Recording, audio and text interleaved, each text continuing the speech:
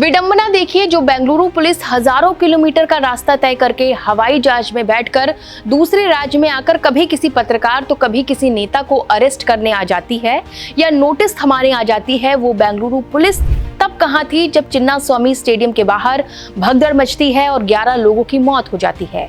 सवाल इसीलिए क्योंकि ये बेहद शर्म की बात है कि बेंगलुरु का high ground police station Chinnaswamy stadium से सिर्फ 2 किलोमीटर की दूरी पर है, लेकिन पुलिस भीड़ को संभालने में नाकाम साबित हुई। आप खुद ही गूगल मैप पर देख लीजिए, हम भी आपको स्क्रीन पर दिखा रहे हैं। जब भी चिन्नास्वामी स्टेडियम में कोई बड़ा आयोजन होता है तो इस पुलिस स्टेशन के पुलिस कर्मियों की ड्यूटी वहां लगती है, लेकिन जब आरसीबी का विक्ट्री सेलिब्रेशन हो रहा था तब इसी हाई ग्राउंड पुलिस स्टेशन के पुलिसकर्मी एक्टिव नहीं थे। महज 5-6 पुलिसकर्मी चिन्नास्वामी स्टेडियम के बाहर तैनात थे। अगर वो एक्टिव होते तो शायद इतनी बड़ी दुर्घटना नहीं होती। इस पुलिस स्टेशन के बारे में एक और चौंकाने वाली बात निकलकर सामने आई है। आरोप है कि हाई ग्राउंड पुलिस स्टेशन को कांग्रेस सरकार अपना राजनीतिक एजेंडा साधने के लिए हथियार की तरह प्रयोग करती है। इसी पुलिस स्टेशन की मदद से देश भर के पत्रकार और सोशल मीडिया पर स्वतंत्र आवाज बनकर लिखने वाले लोगों पर एफआईआर दर्ज कर उन्हें डराने का प्रयास किया जाता है। जानकारी के अनुसार पत्रकार अर्नब गोस्वामी और भाजपा नेता अमित मालवीय पर इसी थाने में एफआईआर दर्ज की गई थी। वैसे ये एफआईआर वाली लिस्ट बहुत लंबी है। इस थाने को लेकर बीजेपी नेता शहजाद पूनावाला ने भी सवाल उठाए हैं। उन्होंने एक्स पर एक लंबा चौड़ा पोस्ट लिखा है। वो कहते हैं, जिस हाई ग्राउंड पुलिस स्टेशन को जरूरत पड़ने पर लोगों की जान बचानी चाहिए थी, उस पुलिस स्टेशन को कांग्रेस की राज्य सरकार ने अपना पर्सनल थाना बना रखा है। इस थाने के जरिए कांग्रेस पूरे देश में फ्रीडम ऑफ स्पीच की हत्या करती है।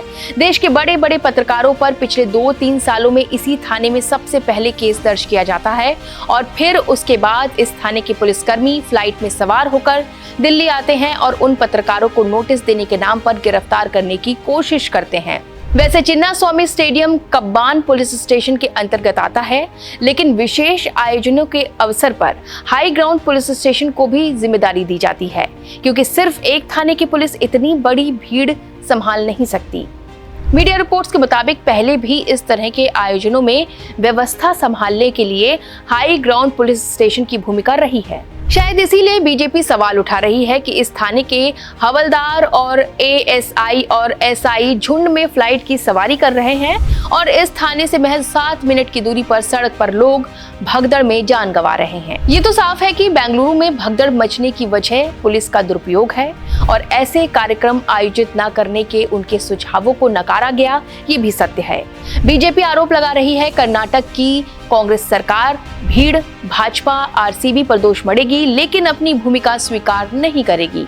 अब हम आपको पिछले 1 साल में इसी हाई ग्राउंड पुलिस स्टेशन में लिखी गई एफआईआर के बारे में बताने जा रहे हैं। निशाने पर पत्रकार और नेता थे। पत्रकार अर्नब गोस्वामी, बांग्लादेशी पत्रकार Salahuddin Shoaib Chowdhury, YouTuber Aditi Ghosh, YouTuber Ajit Bharti, news anchor और पत्रकार अजीत हनुमक्कनवर, केंद्रीय मंत्री जेपी नड्डा, केंद्रीय मंत्री रवनीत सिंह बिट्टू, बीजेपी नेता अमित मालवीय और भाजपा नेता बसना गौड़ा। यही कारण है कि BJP high ground police station, Bengaluru police और कर्नाटक की कांग्रेस सरकार का घेराव कर रही है। वैसे कारण तो कई और भी हैं, जैसे किसने इस कार्यक्रम को मंजूरी दी? जब लोग मर रहे थे तब भी कार्यक्रम क्यों चलता रहा? किसी न किसी की तो जवाबदेही बनती है, कोई तो जिम्मेदार होगा। जब बेंगलुरु पुलिस उठकर दूसरे राज्य जा सकती है तो क्या 2 किलोमीटर का रास्ता तय करके इस हादसे को रोक नहीं सकती थी? आपको क्या लगता है, बेंगलुरु भगदड़ का असली जिम्मेदार कौन है? कमेंट कर बताइए। फिलहाल रिपोर्ट में बस इतना ही। राष्ट्रीय हित की खबरें देखते रहिए 5 जनवरी पर।